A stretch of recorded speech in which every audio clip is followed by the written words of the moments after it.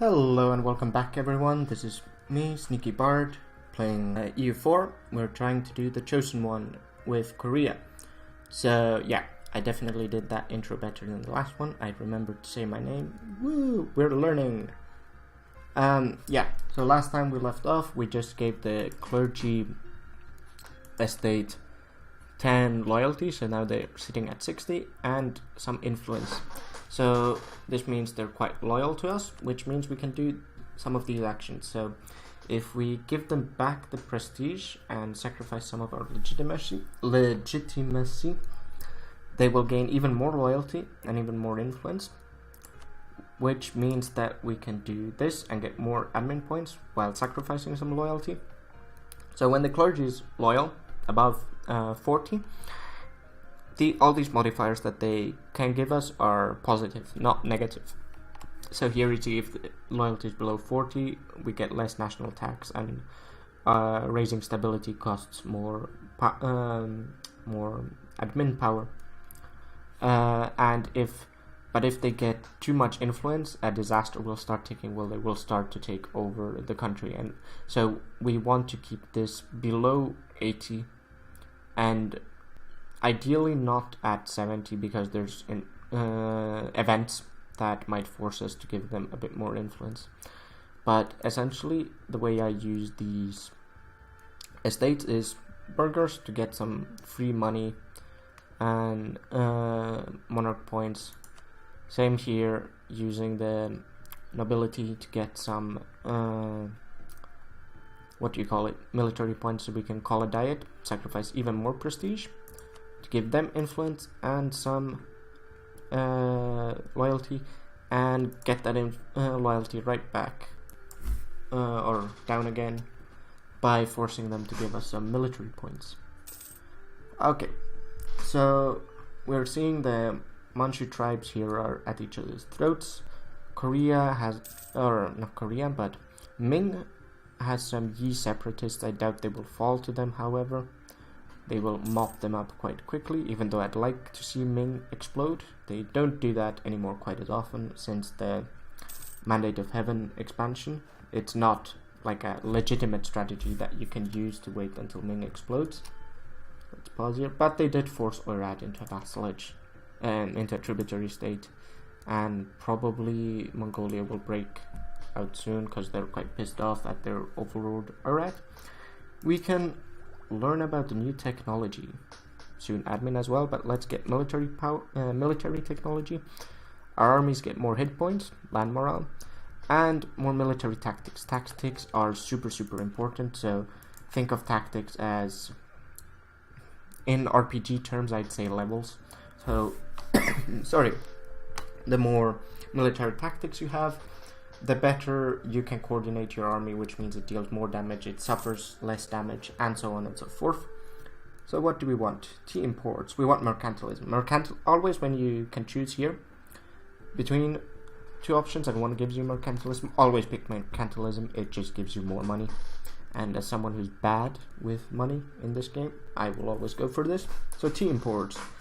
Prominent economists have been questioning the rapid increase in tea imports to our nation recently, after one of our neighbors came to control a large quantity of the world's known tea supply through deft trade practices. Their beverages have grown very popular even among Korean people. Protectionist politicians, so people who favor mercantilism, those are protectionists, are now questioning whether such imports of luxury goods benefits Korea, arguing that growing dependent on a good which our neighbor controls weakens our economic position. We should dump their tea into the ocean. So we're like proto-Americans. Oh, we will pay them in gold. Fair enough. And we will get admin tech 4, which allows us to build temples, which we shall do. So temples cost 90 gold, but increase our taxation by 40%. So here we can see and I will butcher these names. In Europe, I'm much better at pronouncing the names, but not in Asia. So Jiangxou, if we build it here, we will get 0.16 more ducats. We will do that, and then we will wait 2 months. Ming declared war on Cochin. They cite unified China as their casus belli. So wait. This is a new casus belli that was added in Mandate of Heaven, but what does this actually mean? Chinese hegemony. So I think if they win, they will actually gain control of all of this, which would be very bad for us. It would block our expansion path completely. Yeah, we have a very different campaign here from the one where I first started out, where I managed to actually control all of the Manchu tribes here. We'd beaten Ming once in a defensive war. Ming was warring against Oirat, so we knew we could beat Ming, but now the situation is quite different. This does, however, mean attacker Yeren Korchin is also in a war against Yeren in the Korchin conquest of Yeren. Okay. And oh, yeah, we completely forgot to use our spy network here. So what we will do is we will wait, make some claims on Jiangxou and hope that Korchin will not honor the alliance, because they're in so many different wars that we can take on Jiangxou on our own. Let's build another temple, because more money. And that way we could actually annex a lot of Jiangxou, kind of like box them in here so that nobody else can get, let's level up Diplotech as well, can get these lands. So we can kind of say this is our turf and expand slowly. So, alright, Haishi has peace. We're not wanting to royally marry Haishi. Haishi has peace here against Yeren. They took some provinces here. And alright, how do we want to play this? Let's see what the total war score of Jiangxu is. It's just over 100%, so we can't swallow all of this land in one go. But what we will do is, since we have 20 spy, we can almost fabricate a claim. The next claim that we can fabricate, we will.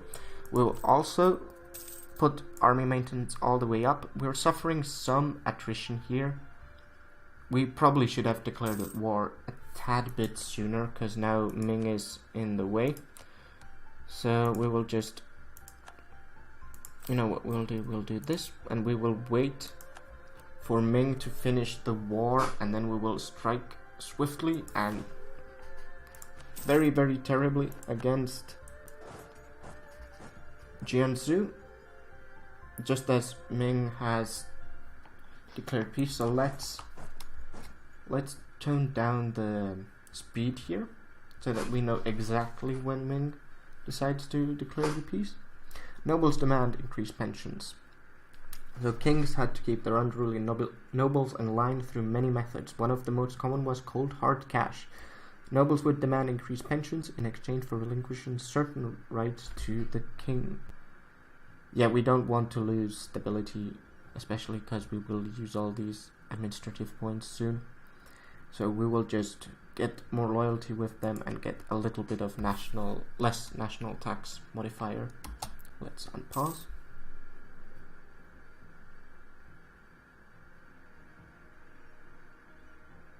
And I guess we can speed it up a bit, even to full speed, until Jiangxu is fully unsieged, I guess. But then if they're fully unsieged, yeah, now Korchin wouldn't actually join in. So what we could do is oh, crap, there's Jiangxu troops right on top of us and we have literally no morale. So what we will do is this wasn't the most deftly played out thing, but we have more men, so we should be completely fine.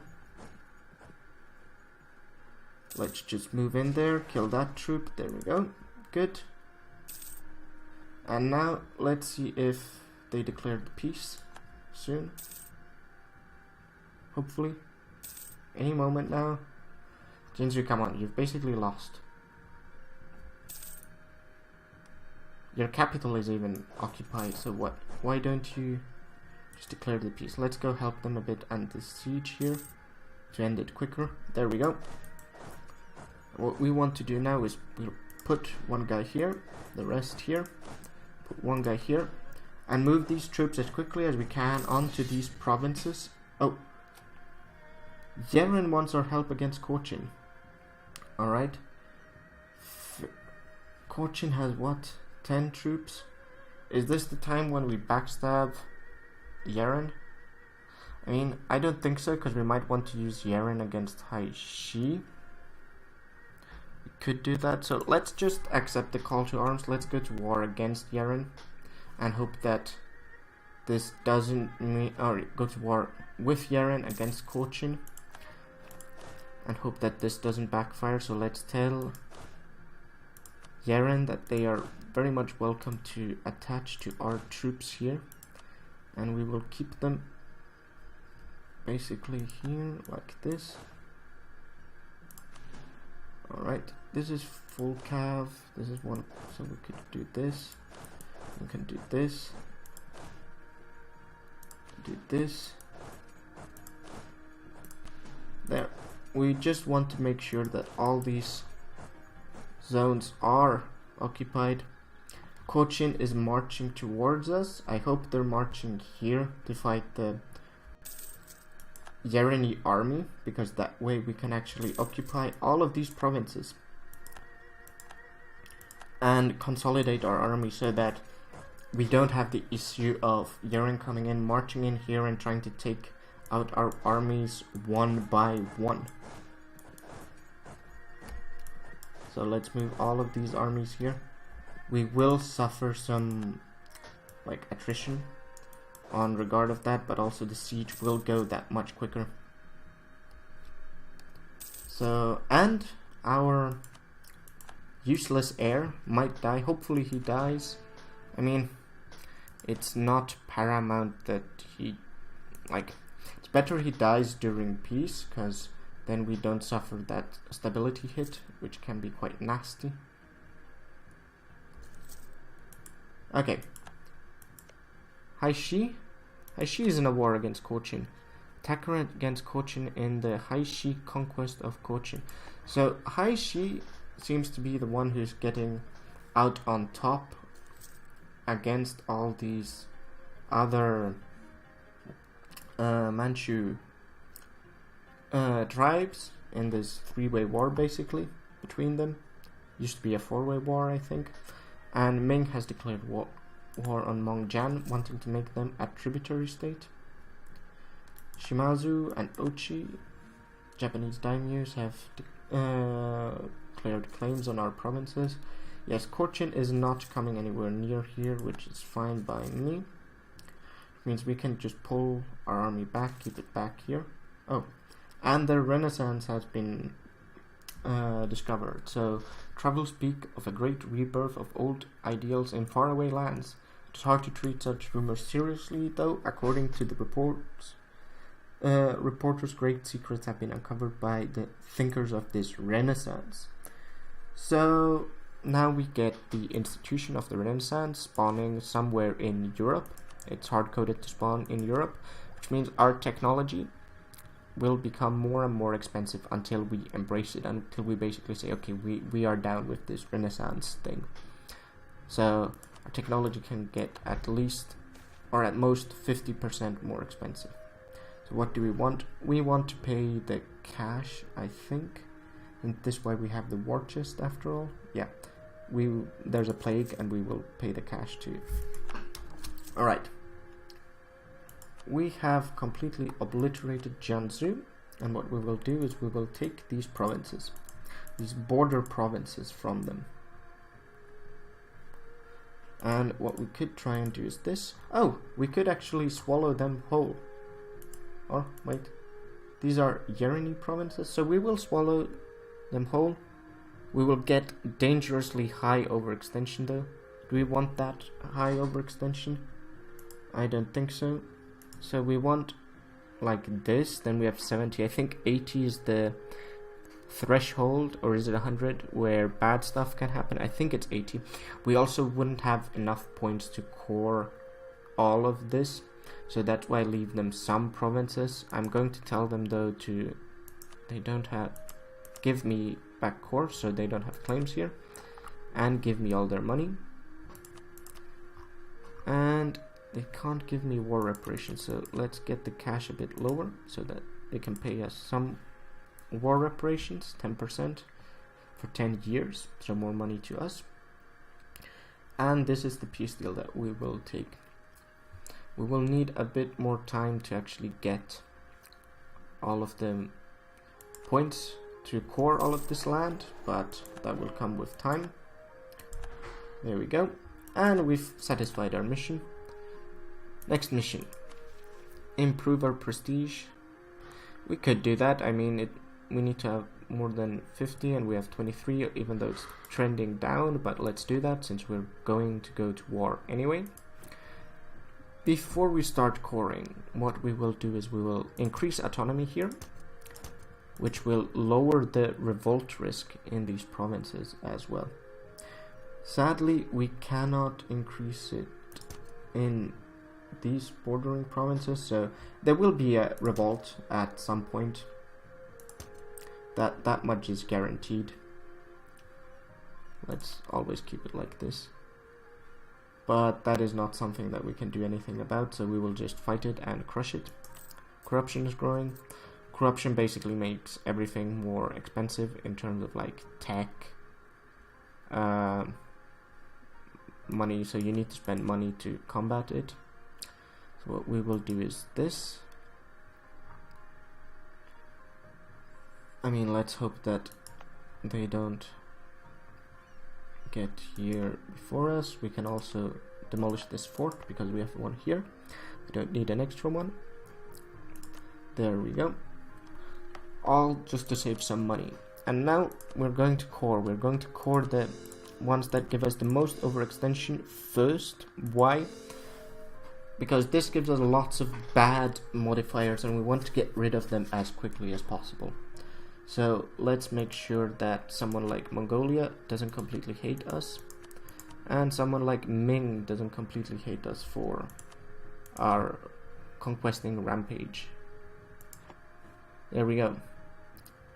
And now we will just sit and wait. We will park our army somewhere relatively close by, like here.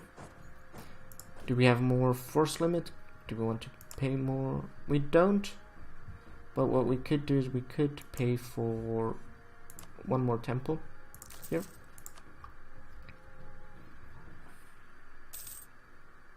Jiangxou is no longer a valid rival of ours, so what we need to do instead then is, can we select another rival?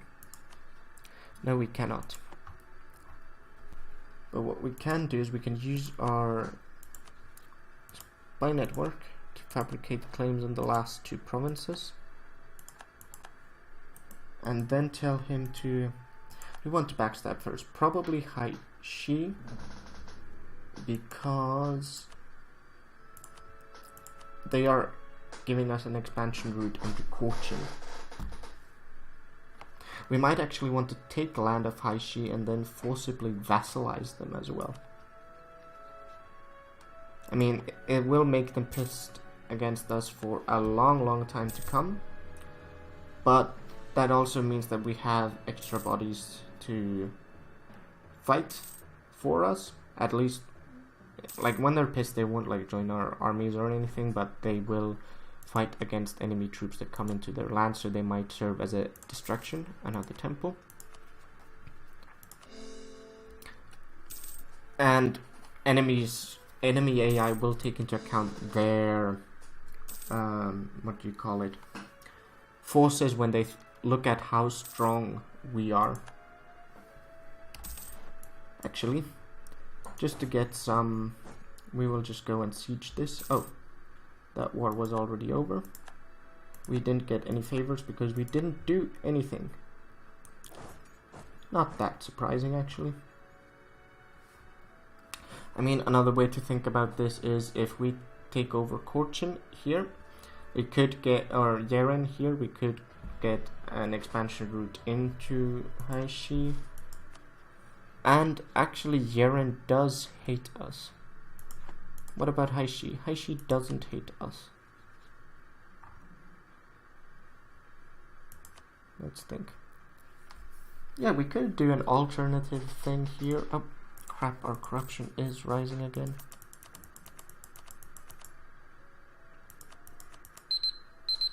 Okay, that's the timer. Okay, So we just paid a bunch of more money to get the corruption down. How much corruption did we rack up? Not much, so it's going to go down. By the end of the year we can actually take this down a bit more because we don't need to pay that much. So let's see. Yeren. You're just above being fully annexable. But yeah, I think this is what it wants us to do. Basically, we are going to annul our treaty with Yeren. Then conquest all of this. So here, you're going to go away, and we're going to send you to Yeren instead. And we're going to build a spy network here, because here, yep, you're going to break our alliance, and we're going to conquer this bit here like this, and then go all the way down here, and then conquer Haishi. We'll probably not get any vassals that way. Vassals are good because when you incorporate them, it costs diplomatic points, not admin points, but oh well. We will just pay the admin points and get them vassals more when we start actually conquering China proper, or Japan. We will have to make the first big decision we have to make is whether we do China or Japan in terms of conquest. But that is something for the next episode. So once again, thank you for watching. I've been Sneaky Bard. I'll see you in the next episode. And if you like the episode, if you like the series, do like, do subscribe, and do share this with your friends, because all of that jazz does help. So I'll see you in the next episode. Bye.